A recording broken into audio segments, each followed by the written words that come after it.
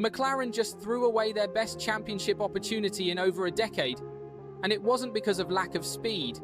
It was because of one catastrophic decision that has left Oscar Piastri and F1 fans absolutely fuming.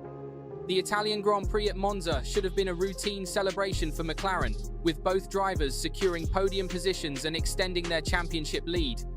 Instead, what unfolded was a masterclass in self-destruction that exposed deep cracks within the team's decision-making process. Oscar Piastri currently leads the Drivers' Championship with a 31-point advantage over his McLaren teammate Lando Norris. On paper, the Italian Grand Prix presented the perfect opportunity to extend this lead and showcase McLaren's dominance in the 2025 season. The race started promisingly, with Norris launching well and taking the fight directly to Max Verstappen into Turn 1. Norris even managed to edge ahead briefly, forcing Verstappen to cut the chicane, though Red Bull quickly instructed Max to give the position back. Within 4 laps, the reigning champion had muscled his way back past Norris with a decisive move around the outside at the same corner. From that point, Verstappen disappeared into the distance while McLaren became their own biggest obstacle. The real drama began when McLaren implemented their pit stop strategy. Piastri was the first McLaren driver to pit, a tactical decision that Norris himself had suggested to protect Oscar from Charles Leclerc's Ferrari. This move initially worked perfectly, positioning Piastri ahead of the immediate threats. However, when Norris came in 1 lap later, disaster struck in the most spectacular fashion. A sluggish 5.9-second pit stop pushed Norris behind Piastri, completely altering the race dynamics. This wasn't driver error, this was pure team incompetence that would have far-reaching consequences.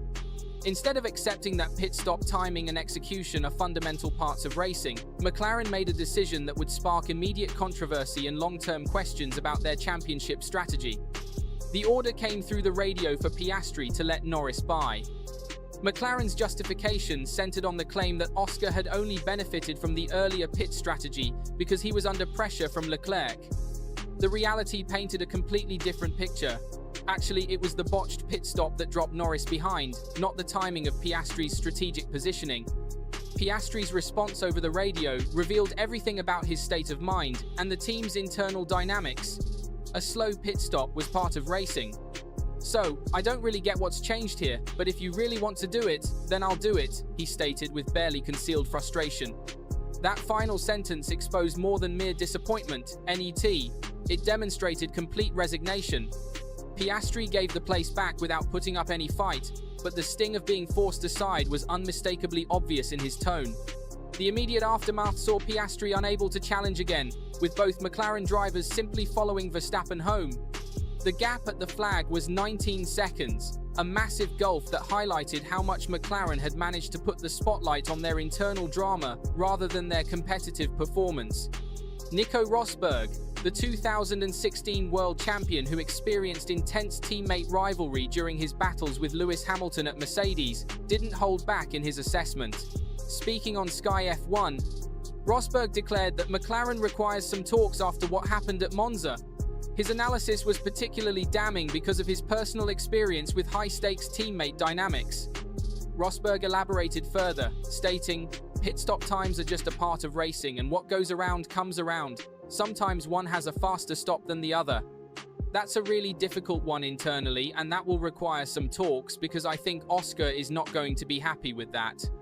Jamie Chadwick, joining the Sky broadcast, was equally blunt in her criticism.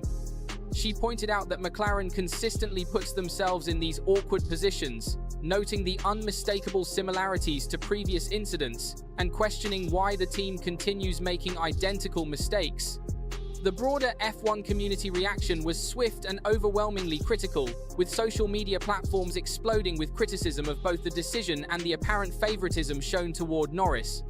The parallels to Hungary 2024 were impossible to ignore and deeply troubling for McLaren's long-term prospects. Back then, Norris had been the driver forced to give Piastri a place back, even when it meant surrendering the lead of the race. Fans hadn't forgotten how long it took Norris to accept that order, nor the visible frustration it caused throughout the team. This time, Piastri complied immediately, perhaps remembering what had happened a year earlier and wanting to avoid becoming the center of negative headlines. The question that dominated post-race discussions was whether champions like Verstappen or Hamilton during his bitter rivalry with Rosberg would ever agree to such a call without mounting a significant fight.